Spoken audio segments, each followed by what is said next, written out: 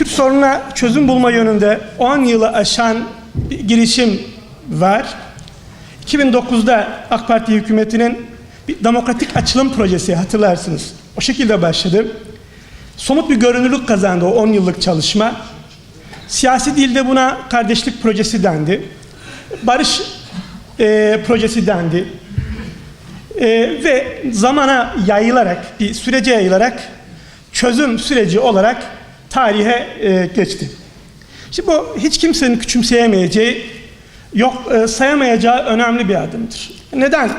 Çünkü belki Türkiye sınırları içinde 1514'ten bu yana Şeyh İdris-i Bitlisi'nin aracı olduğu görüşmelerden bu yana ilk defa devlet Kürtlerle ilgili pozitif bir tutumla bir proje içinde yer alıyor. İlk defa bunu bu şekilde biliyorum en azından. O günden bu yana devletin ilgili olduğu projelerin tamamı olumsuz bir yaklaşımla oluşturulmuş. Hak artırmaya yönelik değil, hatta haktan bile söz edilmemiş. Tamamen güvenlik odaklı girişimler öne sürülmüş. Devlet hakları konuşurken veya hakları alırken toplumla görüşmeyi, topluma sormayı pek önemli görmemiş. Mesela köy isimleri değiştirilirken malum belki yaşlarımız bir gün kalktılar, baktılar ki köylerin ismi tamamen değişmiş. Yepyeni bir isim. Bunu kimseye sormadılar. Yani sen bu ismi kabul ediyor musun, etmiyor musun diye. Veya bizlere soy isimleri verilirken hiç kimseye bu soy isimlerini alıyor musun, almıyor musun? Bu hiç düşünülmemiş. Tümüyle halkın dışında bir süreç yürütülüyordu. Şimdi bu sefer elbette yeni projenin, çözüm sürecinin güvenlik tarafları vardır. Bunu kabul ediyoruz ama hak odaklı tarafları öne çıkıyor ve devlet bu hak odağının içerisinde. Bunun için bu mesele önemli. Diğer önemli bir tarafı 30 yılı aşkındır adına savaş denmemiş bir şiddet süreci vardır. Bu süreçte 10 binlerce kişi öldü. 10 binlerce kadın kocasını, 10 binlerce çocuk babasını yitirdi. Milyonlarca insan yöreden göç etti. Biz işin bu tarafını gerçekten unutuyoruz. Böyle nasip oldu. Beyoğlu Tarlabaşı üzerine çalışmak nasip oldu. Gördüm. O sulumlara, varoşlardan da öte sulumlara sevk edilmiş insanların değerlerini yitirişini, onlardaki o suç işleme eğiliminin tavan yapması. Şimdi sadece burayı değil, belki o göçü de konuşmak gerekiyor ileride bazı başka seminerlerde. Sadece bu hususta bile azıcık bir merhem bile olsa çözüm süreci gerçekten önemlidir, ciddiye alınmak durumundadır. Ama her çatışma süreci bir rant grubu ortaya çıkarır. Bu rant grubu güvenlik politikalarından beslenen bir bürokrasi etrafında iş görerek başkalarının kaybı üzerinden yaşamaya alışır. Her tür sulh girişiminin karşısında durur. Kimi zaman çatışmaların devam etmesi için fiili müdahalede bulunur. Biraz işin o sorun tarafına değiniyorum. Öte yandan Türkiye'de tarihi devlet geleneği içinde bir çatışma sürecini bu tür projelerle sonlandırma hazmı da pek yoktur.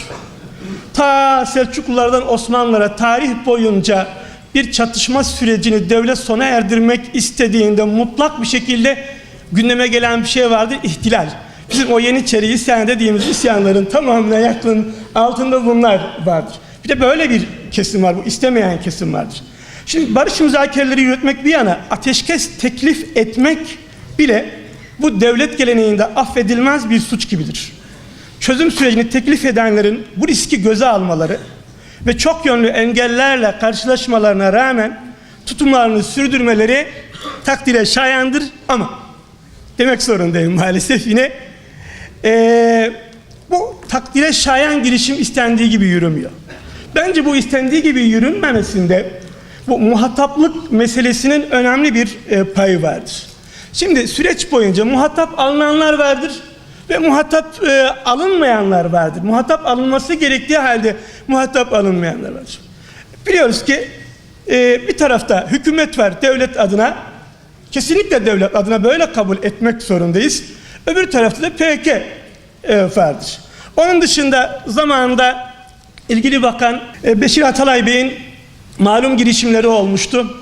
Daha çok il özel idaresine bağlı bazı kurumlarla görüşmüştü. Onun dışında bazı derneklerle görüşmüştüm. Bu muhataplığı tabana yayma, Kürt halkının o renkliliğine ulaşma, özüne ulaşma. Şimdi her zaman ifade ediyorum. Hüneyn'de koşan atlar Diyarbakır surları önüne gelmiş.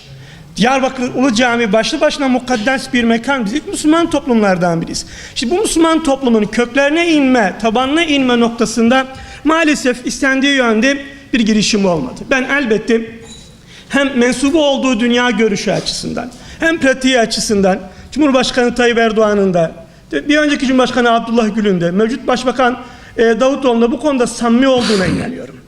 Ama bununla birlikte devletin içerisinde daima dindar kesimi de siyaset dışı unsur olarak düşünmüş. Bakın muhalif değil. Muhalefet olmak, muhalif olmak siyasetin içinde olmaktır. Devletin içinde geleneksel devletten gelen bir kesim var ki o geleneksel devletten gelen kesim dindarları muhalefet olarak düşünmüyor. Bir siyaset dışı unsur olarak düşünüyor. Siyaset dışı unsur olarak gördüğü için de konuşmayı bile gereksiz görüyor. Bunun için zaten kabul görebilmek için biz bazen kendimize milli görüş dedik, bazen muhafazakar demokrat dedik, değişik adlar bularak ancak kendi kimliğimizin üzerine bir kimlik geçirerek ancak o şekilde devletle muhatap olabildik. Benzer bir sorunu biz bu bölgede yaşıyoruz. Ve onlar ne yazık ki hükümetin içinde temsil ediliyor. Hükümetin içinde bir güç sahibiler.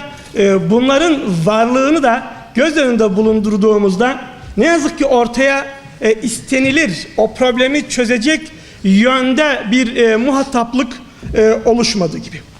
Şimdi ne zaman başladı bu çözümle ilgili girişimler? Bunun bir yurt dışı tarafı var, bir yurt içi tarafı var. Şimdi 1998'de Beyaz Saray'ın kıdemli danışmanları Henry J. Barkey ve Graham Fuller'in rapor niteliğinde kapsamlı bir Kürt çalışması oldu. Türkiye'nin Kürt sorunu diye bir çalışma, Türkçe'ye çevrilmemiş bir çalışma hatırladığım kadarıyla 239 sayfalık bir çalışma. Bu rapordaki temel fikir şuydu. Geçmişte İslam dünyasının diğer kesimlerinde CHP, Baas, Nasırcılık, Burgibacılık, Kaddaficilik gibi parti ve akımlar üzerinden ulusal sol, bu sola inanç ve pratik olarak uzak halkın temsilcisi yapıldığı gibi PKK ulusal solunu da Kürt halkının temsilcisi konumuna çıkarmaktır. Raporun ana fikri buydu. Nasıl buralarda bu şekilde bir temsil oluşmuşsa burada da ona benzer bir temsil. Tabii onlar o noktalara değinmiyorlardı elbette. İkinci kısım üzerinde odaklanıyorlardı. Rapor PKK'nın alternatifi PKK'ya yakın siyasettir fikri etrafında dönerken İslami camiaya veya bu bölgede o dönemde çokça söz edilen Hizbullah'a çok az değiniyordu. Raporda bölgenin PKK'ya yakın siyasete bırakılmasının 28 Şubat'a denk gelen o süreçte Necmettin Erbakan izindeki siyasetin alanını da daraltabileceği ima ediliyordu. Ve bu rapordan sonra Abdullah Öcalan Türkiye'ye teslim edildi kısa bir süre sonra. 2. PKK'nın partisi HADEP yerel seçimlerde girdi ve bölgedeki belediyelerin önemli bölümünü ele geçirdi. Bu seçimle daha önce Refah Partisi'nin elinde olan Diyarbakır, Batman, Nusaybin, Silvan gibi yerlerin yönetimi HADEP'e geçti. Şimdi bu süreçte İslami kesime yönelik ne oldu? Silahlı silahsız, fark gözetilmeden, hiçbir şekilde ne kanunla ne vicdanla açıklanabilecek tam anlamıyla bir kök söktürme süreci başlatıldı. Binlerce insan bazen kamyon kasalarına bindirilerek gözaltına götürüldü. Burada sadece bir camia, bir grup, bir tehdit olarak belirlenmedi. Bölgenin, benim dikkatimi çeken oydu, halen de odur. Bölgenin dindarlığı bir suç olarak kabul edildi. Bölgenin dindarlık tipi adeta infaza tabi tutuldu. Şimdi Berkey ve Fuller'ın raporundan tam 10 yıl sonra, buralara değinmek zorundayım maalesef. 2008'de bu alandaki çalışmalarıyla tanıdık bir isim, belki anmak istemezdim ama anmak durumundayım. Emre Uslu'nun ismi öne çıktı. Uslu Amerikan Utah Üniversitesi'ndeki tezini Türkiye'de Kürt siyasal kimliğinin dönüşümü başlığı altında hazırladı. Kürt dindarlığı bir yandan küresel güçleri, Kürt dindarlığı ile ilgili bir yandan küresel güçleri bilgilendiriyor, onları tedbire sürüklüyor. Öte yandan Türkiye'yi en çok endişelendirecek, küresel çalışmaya ikna edecek, küresel güçlerle çalışmaya ikna edecek terim ve iddialar öne sürüyordu. Şimdi tezinin 40 sayfasını doğrudan Hizbullah'a ayırmıştı. Özetle şunu söylüyordu: Kürtlerin karakteri İslam'a yatkındır diyordu. Ve diyordu ki Hizbullah PKK'nın alanını ele geçirebilir. Tezini Kürt milliyetçiliğinin, layık Filistin milliyetçiliğinin yerini Hamaslaşmaya terk etmesi gibi bir sürece maruz kalabileceği cümlesiyle bitiriyordu. Bu çok mühim bir noktaydı. Diyordu ki layık Filistin milliyetçiliği zamanla yerini Hamas'a bıraktığı gibi Kürt milliyetçiliği yerini Hizbullah'a bırakabilir. Şimdi genelde İngilizce çalışan bu akademisyen Kürt kimliğinin İslamlaşması ve Kürt Hamas'ı mümkün mü başta olmak üzere başka makalelerinde aynı noktayı gündeme getirdi. Hamas meselesini gündeme getirdi. Şimdi Kürt Hamas'ı vurgusu kulağa çok hoş gelebilir. Ama mesele son derece girifti, çünkü bununla problemliydi. Bununla dış güçlerin dikkatini bölge üzerine çekiyordu. Onları müdahil hale getiriyordu. Yerel güçlerdeki endişeyi de artırıyordu. Yine aynı akademisyen, biraz hızlı olmak durumdayım herhalde, daha sonra Akşam Gazetesi'ne verdiği demeçte bu sefer kimlik dönüşümünü gündeme getiriyor. Diyordu ki kimlik dönüşümünü cemaatler yapar, öyle şahıslar falan yapmaz. İşte Batı'da Gülen cemaati yapar, oralarda işte Hizbullah yapar ve demokratik çözüm oluşacaksa burada BDP'ye yakın çevreler bu demokratik çözümden yararlandırılmalı.